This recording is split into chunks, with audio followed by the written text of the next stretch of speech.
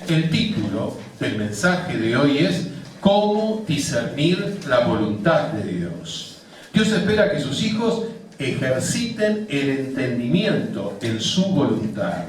En este sentido, el apóstol Pablo expresó en Efesios 5:17, por tanto, no sean insensatos, sino entendidos de cuál sea la voluntad de Dios. Del mismo modo, nos anima a vivir de acuerdo a la salvación adquirida. En Filipenses 2:12 al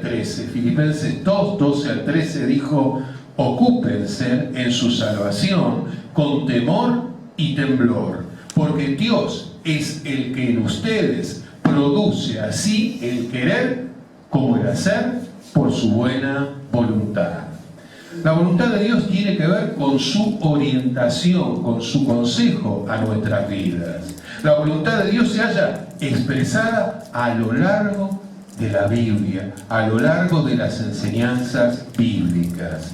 De acuerdo a lo expresado en Romanos 12:2, cuando renovamos nuestro entendimiento a la luz de la palabra de Dios, el Señor nos ayuda a discernir su voluntad, que es agradable y perfecta. Sin embargo, para entrar en el centro mismo de la voluntad de Dios, es necesario someter la propia voluntad a la voluntad de Dios. Dios espera esta acción voluntaria nuestra. Nosotros no somos títeres suyos. Nosotros voluntariamente descubrimos a lo largo de nuestra vida lo bien que nos hace tomar en cuenta su consejo, lo bien que nos hace someternos a su orientación. Cuando esto acontece, Dios produce así el querer como el hacer por su buena voluntad. El hacer la voluntad de Dios nos constituye en instrumentos de bendición. Nosotros podemos ser para bien de la vida de otras personas. Nosotros podemos bendecir a otras personas con aquello que hacemos sujetándonos a la voluntad de Dios. Dios quiere que seamos instrumentos de bendición. Para discernir la voluntad de Dios, en primer lugar, es necesario amar a Cristo. El amor a Cristo involucra la obediencia, literalmente el hacer por haber oído. Escuchamos esto de Cristo, escuchamos esto de parte de Dios y lo llevamos a cabo. En Cristo somos libres para obedecer y obedecerle por amor. Jesús en Juan 14:15 dijo: si me aman, guarden mis mandamientos. En Juan 14:21 continuó diciendo: el que tiene mis mandamientos y los guarda, los obedece, ese es el que me ama. Y el que me ama será amado por mi Padre, y yo le amaré y me manifestaré a él. Y en Juan 14:23 expresó: el que me ama, mi palabra guardará. Esto dijo Jesús. Y mi Padre le amará, y vendremos a él, y haremos morada en él. Y Cristo está haciendo morada en nosotros. A través de la presencia del Espíritu Santo recibimos testimonio permanente de que somos hijos e hijas de Dios. Hay una comunión estrecha entre Dios y aquellos que le aman y obedecen sus mandamientos. Jesús en Mateo 22:37 y el versículo 39 resumió la ley de Dios a través de la siguiente expresión: amarás al Señor tu Dios con todo tu corazón y con toda tu alma y con toda tu mente, y amarás a tu prójimo como a ti mismo. Como bien sabemos, los primeros mandamientos, los primeros 4 mandamientos aluden a la relación con Dios, y los otros 6 aluden a la relación con el prójimo. Jesús, al expresar esto, marcó el rumbo, la ética, las características de la conducta con la cual su pueblo debería moverse. Y nosotros tomamos en cuenta los mandamientos de Dios en el día a día. Podría decirse que lo expresado por Jesús es una síntesis entre los 10 mandamientos y la declaración de fe de Israel, que encontramos en Éxodo 20 y en Deuteronomio, capítulo 6, versículos 1 al 9. Básicamente los 10 mandamientos enumerados en Éxodo 20, que también los encontramos en Deuteronomio 5, expresan lo siguiente: no adorarás a otros dioses. Esta la tenemos re clara. No te construirás imágenes de Dios ni te postrarás frente a ella. Aunque algunos no lean, este mandamiento está tanto en el listado de Éxodo 20 como en Deuteronomio 5. No levantarás el nombre de Dios en vano, no jurarás en su nombre. En el Evangelio el consejo es que tu sí sea sí, que tu no sea no. Lo que es más de esto, de mal procede. Apartarás el día de reposo para santificarlo. Santificar es apartar, dedicar, consagrar. Nosotros estamos reunidos el día domingo porque celebramos la resurrección de Cristo. Desde su resurrección los cristianos guardamos este día como día del Señor. Lo guardamos por amor, en obediencia a nuestro Maestro. Honrarás a tu padre y a tu madre. No matarás. No cometerás adulterio, no hurtarás, no hablarás contra tu prójimo falso testimonio, no codiciarás la mujer o el varón, la casa, los siervos, los animales, ni cualquier otra cosa de tu prójimo. El mandamiento es claro y son pautas de conducta claves para un buen desenvolvimiento social y para honrar a Dios por sobre todas las cosas. Por otro lado, adherimos, como dijimos, a la declaración de fe de Israel en Deuteronomio capítulo 6, versículos 4 al 6, donde dice que Dios uno es, porque nosotros creemos en un solo Dios, que se ha dado a conocer como Padre, como Hijo y Espíritu Santo desde el principio de los tiempos. Y sigue diciendo esta declaración de fe: y amarás al Señor tu Dios de todo tu corazón y de toda tu alma y con todas tus fuerzas. Y estas palabras que yo te mando hoy estarán sobre tu corazón. Amar a Dios es amar su voluntad. Lo que Él piensa, lo que Él quiere, lo que Él desea, lo que Él planea para su pueblo. Y si estamos en comunión íntima con Él, vamos a discernir claramente qué es lo que Dios quiere que hagamos para honra de su nombre como pueblo, como iglesia. Dios declaró, antes de formular los 10 mandamientos, que fue Él quien liberó a su pueblo de la esclavitud. Fíjense en el Éxodo 22. En Éxodo 22 dijo: yo soy el Señor tu Dios, que te saqué de la tierra de Egipto, de casa de servidumbre. Para que la ley tuviera sentido, Dios se presentó frente a su pueblo como libertador, como aquel que lo sacó de Egipto, de tierra de esclavitud. Y en Cristo Dios cumplió su promesa de liberarnos de la esclavitud al pecado. Dios se dio a sí mismo en la cruz por amor. En Juan 3:16 dice: porque de tal manera amó Dios al mundo, que ha dado a su Hijo unigénito, para que todo aquel que en Él cree no se pierda, mas tenga vida eterna. Los mandamientos de Dios se resignifican cuando Cristo toma el control de todo el ser. Y somos nosotros que tenemos que someter todo nuestro ser a Él. Es el único sometimiento que libera, la única dependencia que libera, siendo la obediencia a las demandas de Dios lo más natural para un cristiano, para una cristiana, consagrados que aman al Señor. El cristiano debe dar gracias a Dios por sus normas de vida, por sus enseñanzas, que nos ayudan a conducirnos en la vida. Del mismo modo debe expresar su gratitud a Dios porque Cristo hizo posible su redención, su liberación, a través de su obra expiatoria en la cruz. Dios en la persona de Cristo libera de la esclavitud al pecado a todo aquel que deposita su confianza en Él. A partir de la experiencia de la fe, el cristiano comprende que fue creado en Cristo Jesús para buenas obras. Somos salvos por fe, no por obras, para que nadie se gloríe, para buenas obras. Con claridad encontramos esto en Efesios 2. Nosotros cumplimos la ley de Dios al amar a nuestro prójimo. Dice en Santiago 2:8, si en verdad cumple la ley suprema, conforme a la Escritura, amarás a tu prójimo como a ti mismo, bien hacen.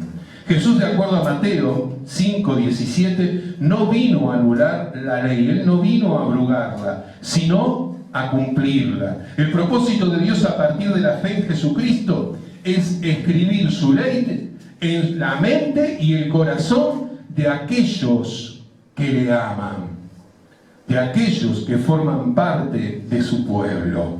Dios en Jeremías 31:33 expresó esta promesa: este es el pacto que haré con la casa de Israel.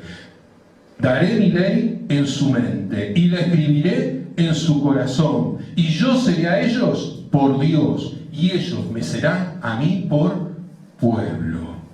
Amar a Cristo, experimentar su liberación y su perdón, dispone a su pueblo a obedecerle, porque Él selló con su sangre el último y nuevo pacto. No hay otro pacto fuera de este último pacto que fue sellado con la sangre de Cristo. Un pueblo que ama a Cristo desea hacer su voluntad, desea que Él ordene sus pasos. Un pueblo que le ama tiene temor de Dios, reverencia, respeto, deseo de agradarle. Agradezca a Dios por la oportunidad que le ha dado de ser libre en Cristo. Exprésele cada día que le ama y desea obedecerle. Por otro lado, para discernir la voluntad de Dios, en segundo lugar, es necesario vivir tomando en cuenta el ejemplo de Cristo. Vivir tomando en cuenta el ejemplo de Cristo implica buscar hacer la voluntad de Dios por sobre cualquier cosa. En este sentido, en 1 Juan 2, 5 al 6 dice: pero el que guarda su palabra, el que obedece, en él verdaderamente se ha perfeccionado el amor de Dios. En esto sabemos que estamos en Él. El que dice que permanece en Él debe andar como Él anduvo. Asimismo, en 1 Pedro 2:21 dice que para este propósito han sido llamados, pues también Cristo sufrió por ustedes, dejándoles ejemplo para que sigan sus pasos. Más adelante, en 1 Pedro 4:1 al 2, 1 Pedro 4:1 al 2 dice: por tanto, puesto que Cristo ha padecido en la carne, ármense también ustedes con el mismo propósito. Pues quien ha padecido en la carne ha terminado con el pecado, para vivir el tiempo que le queda en la carne, ya no para pasiones humanas, sino para hacer la voluntad de Dios. El apóstol Pablo en este sentido alentó a ser imitadores de Cristo. En Efesios 5:1 al 5 dice: sean pues imitadores de Dios como hijos amados, y anden en amor, como también Cristo les amó, y se dio a sí mismo por nosotros, ofrenda y sacrificio a Dios como olor fragante. Pero que la inmoralidad y toda impureza o avaricia ni siquiera se menciona entre ustedes como corresponde a los santos. Tampoco haya obscenidades, ni necedades, ni groserías que no son apropiadas, sino más bien acciones de gracias. Porque con certeza ustedes saben esto, que ningún inmoral, impuro o avaro que es idólatra tiene herencia en el reino de Cristo y de Dios. Cristo debe ser el ejemplo de vida a tomar en cuenta. El cristiano debe seguir sus pisadas, debe andar como Él anduvo. Jesús ha dado el ejemplo respetando las diferentes expresiones de autoridad. Jesús vino al mundo mostrando un ejemplo de sujeción a las normas de vida comunicadas por Dios. Él vino a cumplirlas totalmente. Tienen presente que Él se despojó a sí mismo tomando forma de siervo. A Él le interesaba que sus discípulos fueran responsables, por ejemplo, en el pago de sus impuestos, de acuerdo a Mateo 17, 24 al 27, aun cuando la situación que vivían era injusta. Den a Dios lo que es del Dios y al César lo que es del César. Jesús fue grande en humildad y animó a los discípulos del reino a recordar que la autoridad se forja en humildad, sirviendo como Él lo hizo. Jesús en Lucas 22, 24 al 30 dijo: mas yo estoy entre ustedes como el que sirve. Sin embargo, hay personas a las que les cuesta vivir de acuerdo al consejo de Dios. Probablemente porque no leen con regularidad sus Biblias, disponiendo todo su ser para obedecer a Dios. Quizá porque antepongan sus criterios personales, restando importancia a la obediencia y sujeción a todo el consejo de Dios. O quizá se dejan absorber por las circunstancias, apremiados por las necesidades de cada día, y pierden de vista las demandas de Dios. Hay cristianos que se complican más de la cuenta, la enriedan, aun cuando la palabra de Dios es clara y su consejo es directo. Y algunos quedan como paralizados, pensando si no hay algo más que deban interpretar o hacer. Hay quienes se quedan esperando una supuesta señal que ellos pretenden, en lugar de hacer lo que claramente la palabra de Dios les está revelando. Otros, sin profundizar en la lectura de la Biblia y en la oración, reaccionan sin meditar en lo que están haciendo. No miden las consecuencias de sus acciones y no responden a Dios como debieran. Si el deseo es permitir que Cristo gobierne sus vidas, debe haber un compromiso, una decisión, una definición de vivir tomando en cuenta el ejemplo y el consejo dado por Cristo. Su reino, como dice Jesús, no es de este mundo. Su reino instala un nuevo orden, nuevas leyes, nuevas motivaciones, nueva naturaleza, nueva ciudadanía, caracterizada por el gozo, la paz, la justicia y la santidad.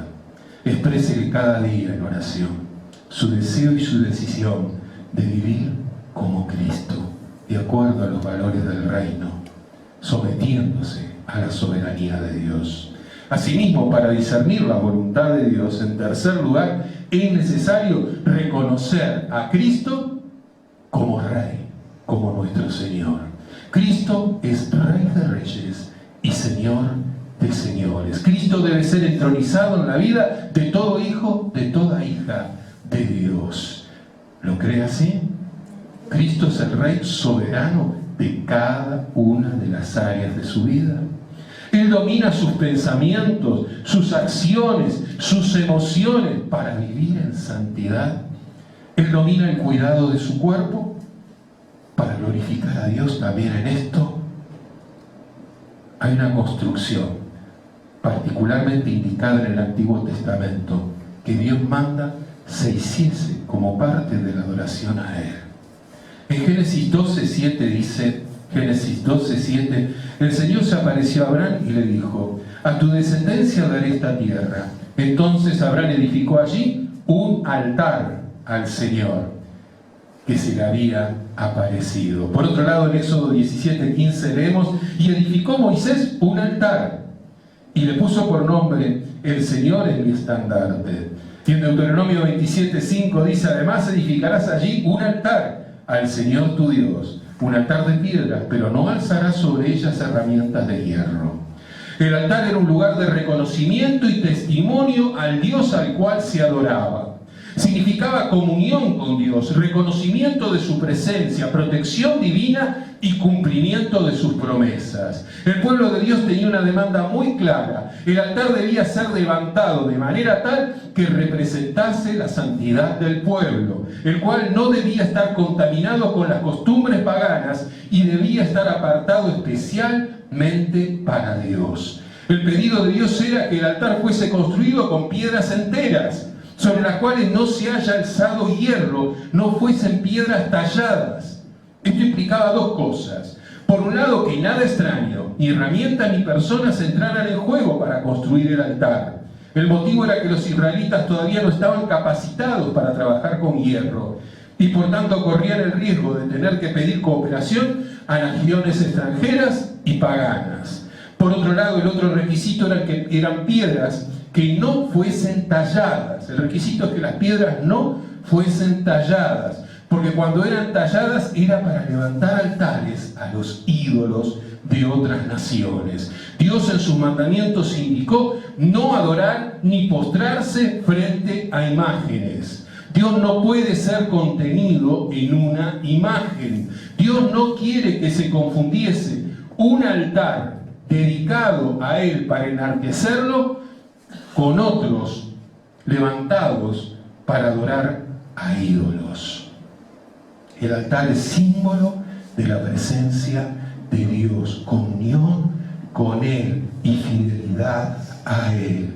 Cuando el pueblo de Dios conquistaba un territorio, por ejemplo en Éxodo 34, 11 al 17, Deuteronomio 12, 1 al 3, y había altares paganos levantados, la indicación de Dios era derribarlos para levantar un altar solo a Él. El altar expresaba su dependencia de Dios y la confianza de la protección divina.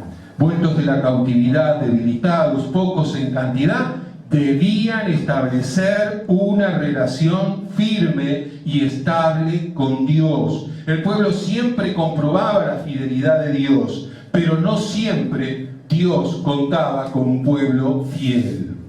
Con relación a esto, Josué pronunció su discurso al pueblo, donde expresó la renovación del pacto con Dios, donde Él les dice claramente: si les parece bien servir a otros dioses, problemas de ustedes, pero yo y mi casa serviremos al Señor, al Dios de Israel.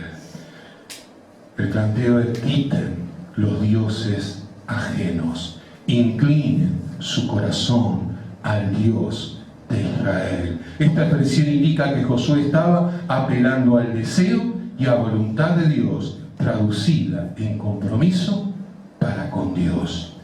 Algunos podían optar por no hacerlo así, pero él y su familia se mantendrían firmes en su fidelidad a Dios. Él estaba apelando a levantar un altar en el corazón, quitando otros altares, derribando otros muros que estaban dedicados a otros ídolos, para darle la exclusividad a Dios. Piensa unos momentos si hay otros altares levantados en su vida que han desplazado la autoridad de Cristo. Derríbelos, destrúyalos. Dile a Cristo siempre el primer lugar. Toma en cuenta la orientación dada por Dios a través de su palabra para hacer la voluntad de Dios. Oramos. Señor, gracias por tu palabra, gracias por la claridad de tu consejo. Gracias, Padre, porque tú nos planteas el desafío de amarte por sobre todas las cosas. Nos planteas el desafío de tomar en cuenta el ejemplo de Cristo y nos animas cada día a levantar un altar a ti en nuestro corazón, para que tú seas siempre el primero para interpretar, para discernir tu voluntad. Guíanos en este propósito, en Cristo.